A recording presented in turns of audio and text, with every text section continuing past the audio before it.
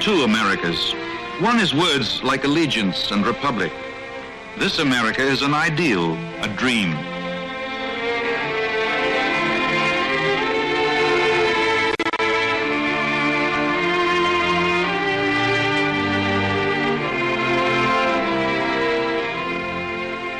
The other America?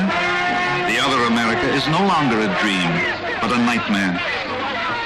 Our streets are not safe. Immorality begins to flourish. Violence pits American against American. We don't want this.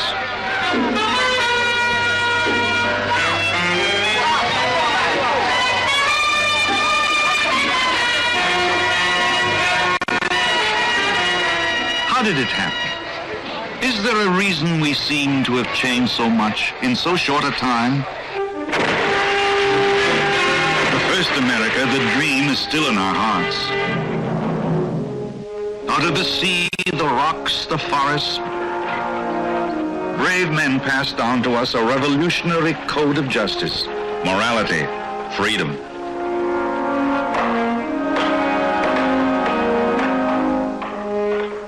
Out of a virgin land, they cut it and built it and marked it with a cross.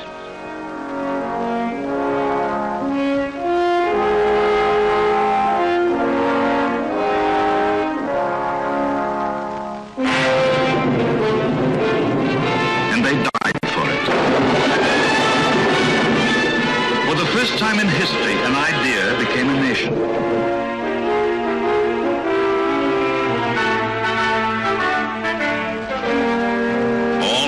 Created equal. All men are entitled to the blessings of life, liberty, and the pursuit of happiness. At Valley Forge, they bled for it. For what? To build a free nation under God for all men.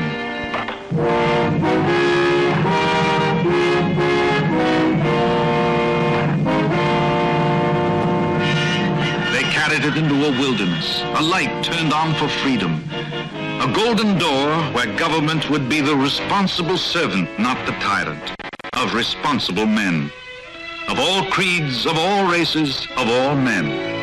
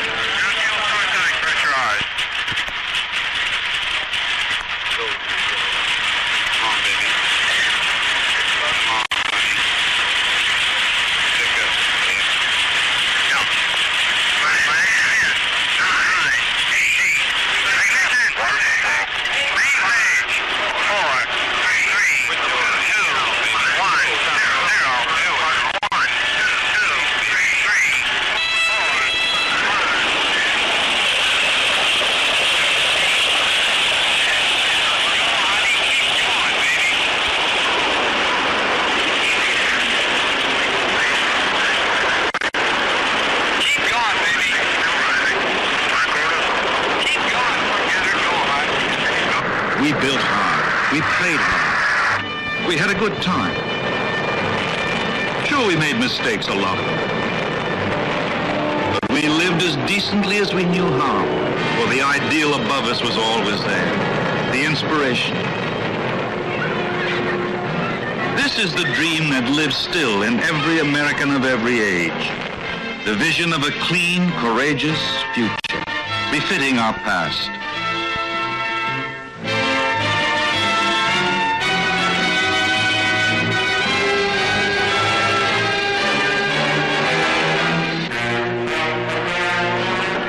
as America grew and flourished in those years, prophets arose to warn her. From Theodore Roosevelt, the things that will destroy America are prosperity at any price, peace at any price, safety first instead of duty first, and love of soft living and the get-rich-quick theory of life.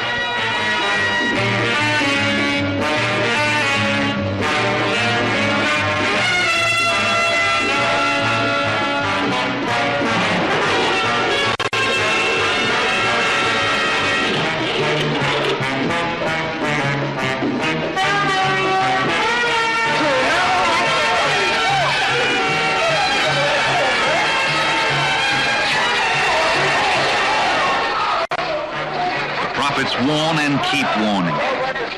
What has happened to the American dream, asks novelist William Faulkner. We dozed and it abandoned us. They no longer sound the strong, loud voices, unafraid.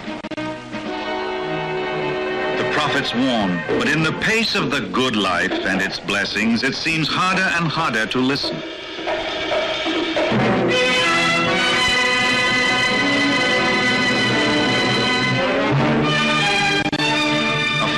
Dedicated young leader recognizes that the people are concerned about moral decay.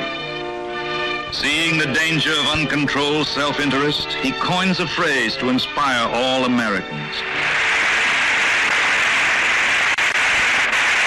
And so, my fellow Americans, ask not what your country can do for you, ask what you can do for your country. He was speaking the aspirations of an honest, decent, law-abiding America, the ideal of the dream. His words are prophetic, ironic. 2 years and 8 months later, the young, inspiring leader is gone.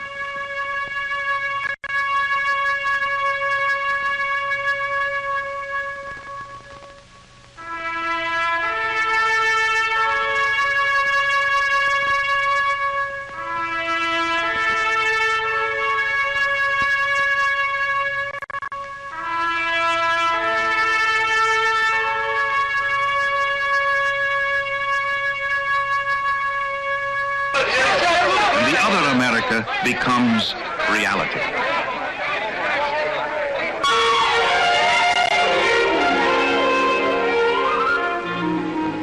At first, the change is not noticed. At first, people say, these are not new things, immorality, crime, violence. Americans have always played hard, lived it up, pushed their life way over the speed limit.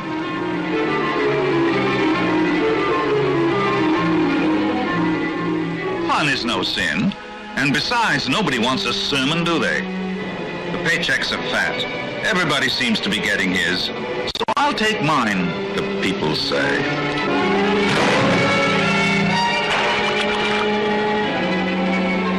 But something is missing in the big good time.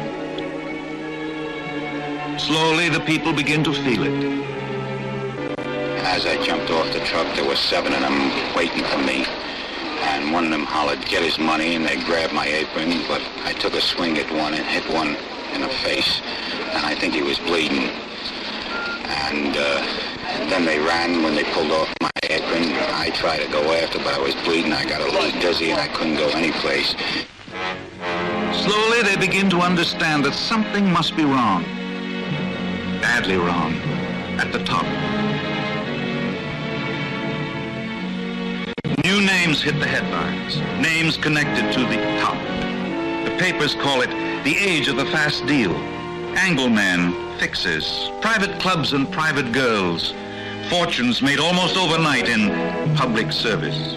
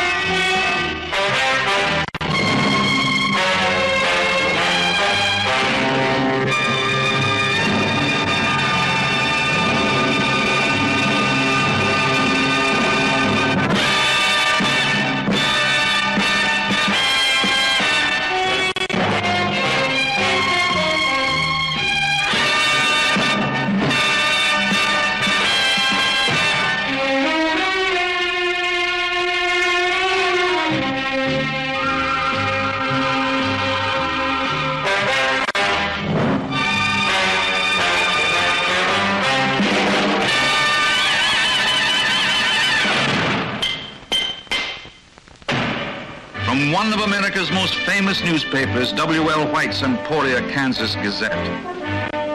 If a man uses public office to get financial favors to himself, then by any definition, this is corruption. Harsh words and a new kind of government. The people don't want to believe it's true. They want an ideal to inspire them, moral leadership. But when the people do protest, they get only one answer: put the lid on it.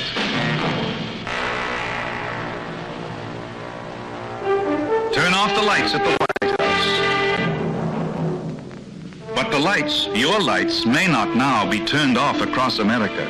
One very simple reason: it's no longer safe.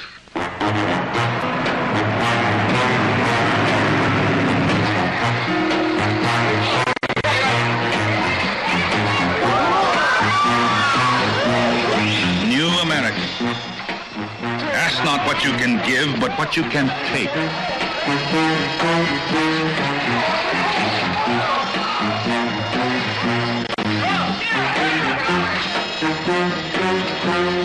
If taking is the example, then the people take theirs, and the bottom begins to fall out across America.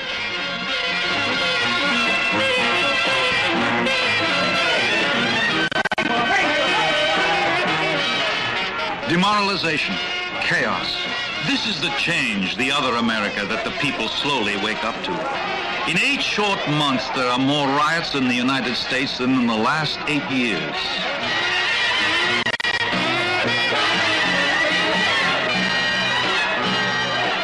In the streets, the mob. Mobocracy. When a symbol of law and order, such as a police car or a policeman, on duty in full uniform, when they smash a windshield of a police car or throw a brick or a bottle at a policeman, then these are not people we will sit down and reason with. These are people that we will forcibly arrest and remove from the streets of the city of Patterson.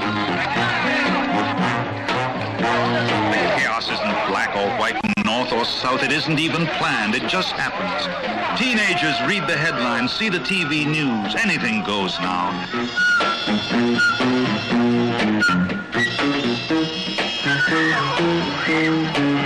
And they put their gripe into fists and rocks because the dream, the ideal, has somehow sold them out.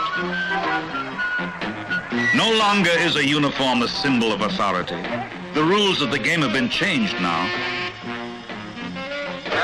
J. Edgar Hoover says, quote, "We are faced with one of the most disturbing trends I have witnessed in my years of law enforcement.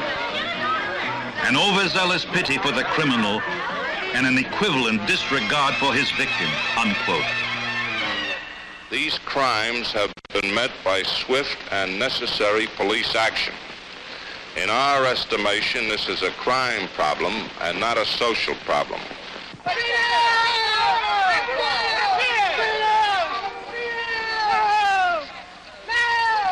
Take those gun off! Freedom! You want to shoot? Go to Vietnam! Freedom! Hello! Let's go, cop! Pull your guns! Tell your white people to see you!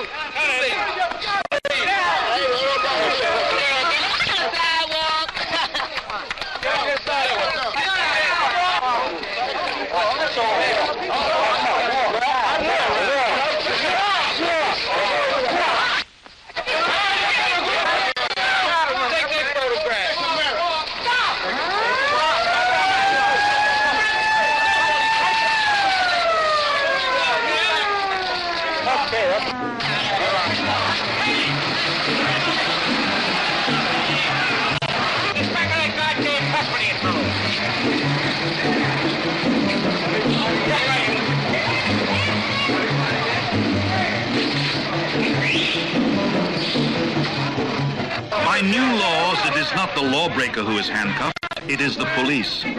A police sergeant in Philadelphia protests in that city's newspaper. During the rioting, we were told our only weapon was to be our nightsticks. How the hell do we defend ourselves? We were told not to interfere with the rioting or the looting. The city gave these people the green light to go ahead. This has nothing to do with civil liberties. It's a voting gimmick. Decency should be for the small man as well as for the big man. the courts of law, justice becomes a sick joke. New loopholes allegedly protecting freedom now turn more and more criminals loose on the nation's streets. Their freedom is a license to prowl, to ravage. In the new America that take what you can get America, every 6 minutes a robbery, every 3 minutes a crime of violence, beating, rape, murder. Every 35 seconds a burglary. They rob you. Some other country? No. Here. Now. In the very shadow of the fast deal leaders, a cabinet officer's daughter is robbed, a diplomat's wife raped, a senator's secretary mugged and almost killed. The people try not to blame their leaders. The people realize the enormous problems in a modern society weren't created overnight or by any one administration. And yet good, decent, honest Americans are concerned by what now seems a vacuum of moral leadership. They see the cancer of pornography festering.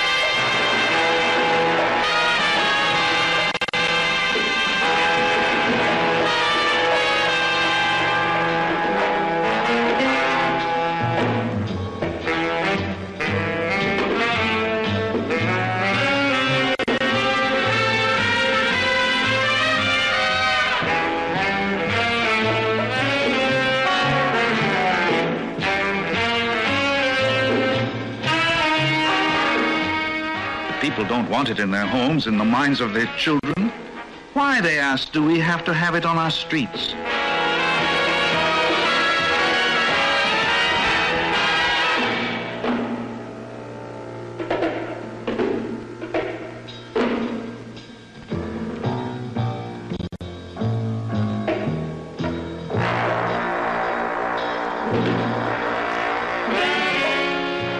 But the new America says, this is free speech. The new America prospers a multi-billion-dollar business in filth.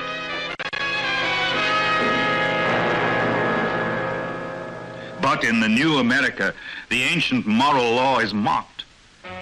Nation under God. Who's he? By the new laws of the new game, out. Out of the schools, the life, the heart blood.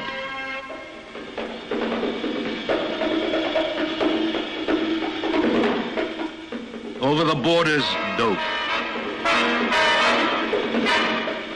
Narcotics traffic setting a new depraved record. And the victims too often are the most defenseless. The kids, in the schools, vandalism.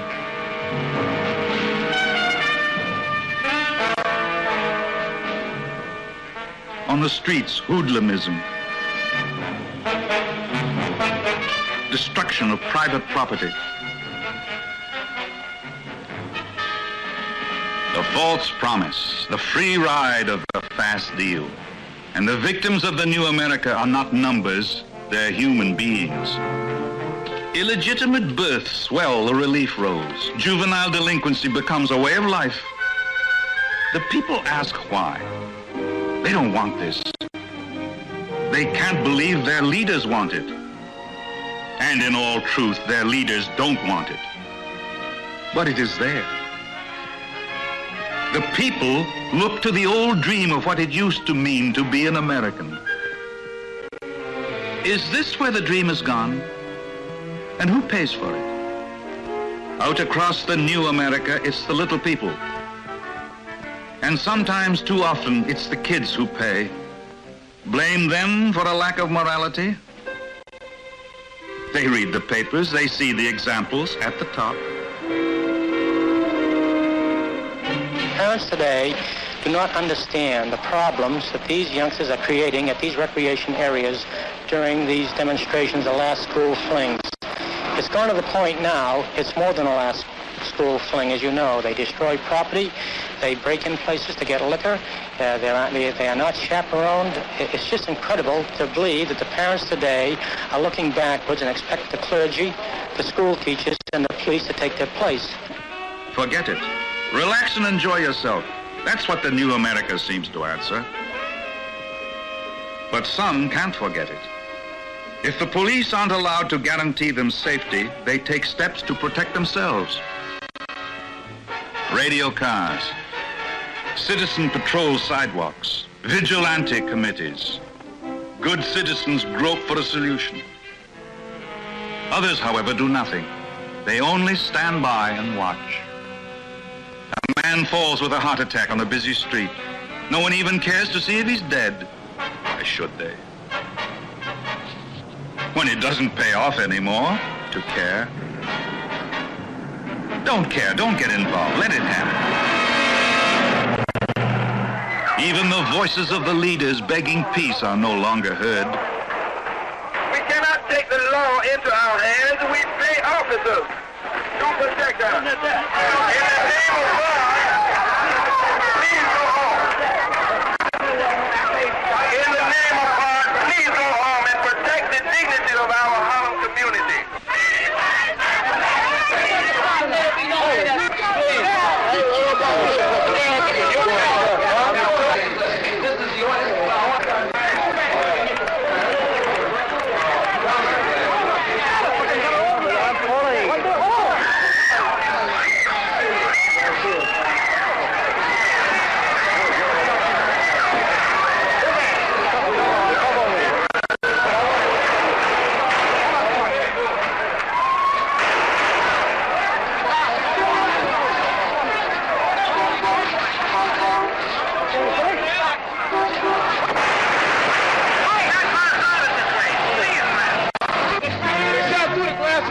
Take what you can get away with. No give, not anymore. New America, gone wrong. Lost our leadership, lost our way. And I will say to my soul, thou hast much goods laid up for many years. Take thy rest, eat, drink, make good cheer. But God said to him, thou fool, this night do they require thy soul of thee. This night is here, now. 2 Americas. And you alone standing between them. Which do you really want? Which? You've got the strongest hand in the world. That's right, your hand. The hand that marks the ballot. The hand that pulls the voting lever. Use it, will you? Use it. Tonight, there is violence in our streets, corruption in our highest offices, aimlessness amongst our youth, anxiety among our elders, and there's a virtual despair among the many.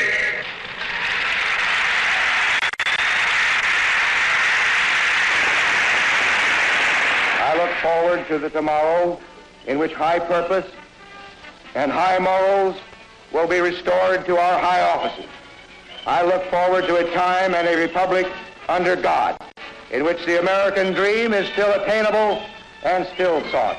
I look forward to shaping that tomorrow with you, with your families, and with all the people of this, our republic. It's in your hands, America. It's in your hands. Which America?